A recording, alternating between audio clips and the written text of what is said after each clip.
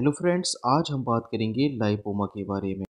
Lipoma मतलब कि lipid की गांठ। लाइपोमा सिंपल भी हो सकता है और ये मल्टीपल भी हो सकता है। अगर देखिए हमारे शरीर में अगर कोई सिंपल एक या दो गांठ बन जाती है तो इसको हम सिंपल लाइपोमा कहते हैं। और यही गांठ अगर हमारे पूरे शरीर पर बन जाती हैं तो इसको हम मल्टीपल लाइपोमा के नाम से जानते हैं।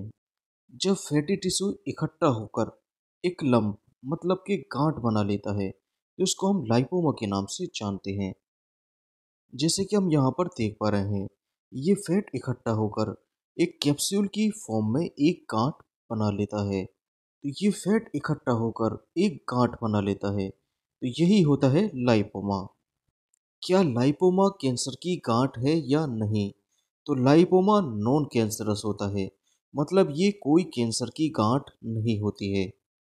ये एक नॉन कैंसरस ट्यूमर होता है जिसको हम बिनाइन ट्यूमर के नाम से जानते हैं। देखिए, ट्यूमर दो टाइप का होता है। पहला होता है बिनाइन ट्यूमर, दूसरा होता है मेलिग्नेंट ट्यूमर। तो बिनाइन ट्यूमर के अंत में ओमा शब्द देखने को मिलता है। ओमा का मतलब होता है आउटग्रोथ, मतलब कि टिश्यू की ग्रोथ हो जाना। तो बिनाइन ट्यूमर नॉन कैंसरस होता है, जबकि मेलिग्नेंट ट्यूमर ये कैंसरस होता है। और मेलिग्नेंट ट्यूमर में हमको कार्सिनोमा या सार्कोमा शब्द देखने को मिल जाता है, जैसे कि लाइपोमा और लाइपोसार्कोमा। यहाँ पर देखिए ओमा शब्द है और यहाँ पर सार्कोमा शब्द है। तो लाइपोमा बिनाइन ट्यूमर है, मतलब कि नॉन कैंसरस है, जबकि लाइपोसार्कोमा मेलिग्नेंट ट्यूमर है जो कि एक कैंसरस होता है। देखिए, जो बिनाइन ट्यूमर होता है वो कैप्सूलेटेड होता है, मतलब वो चारों तरफ से कैप्सूल से घिरा रहता है। और ये देखिए एक ही जगह फिक्स होता है और इसमें किसी टाइप का दर्द देखने को नहीं मिलता है। जबकि मेलिग्नेंट ट्यूमर के केस में ये एक जगह कैप्सूलेटेड नहीं होता है। मेलिग्नेंट ट्यूमर एक जगह से दूसरी जगह जा सकता है। तो मेलिग्नेंट ट्यूमर एक जगह फिक्स नहीं होता है।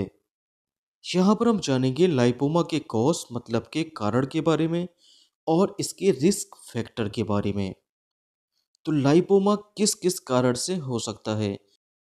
लाइपोमा का कोई भी एग्जैक्ट कारण अभी पता नहीं लगा है।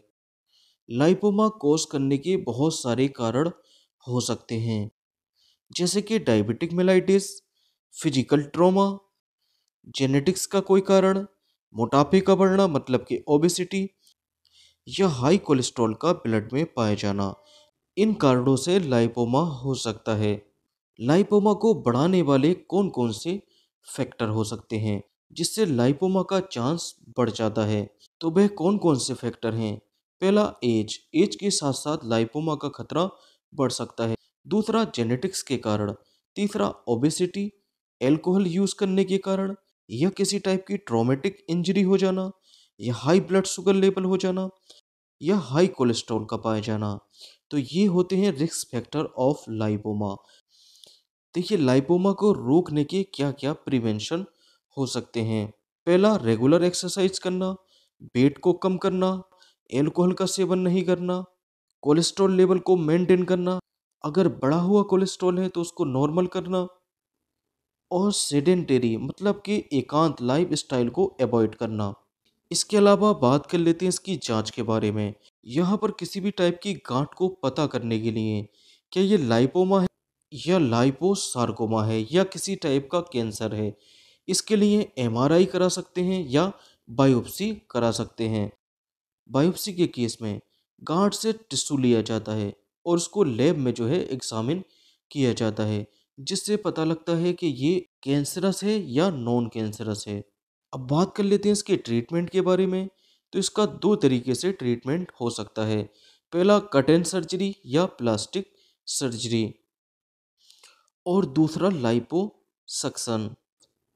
लाइपोमा की जगह से लिपिड को सक कर लिया जाता है, इसी को बोलते हैं लाइपोसक्शन।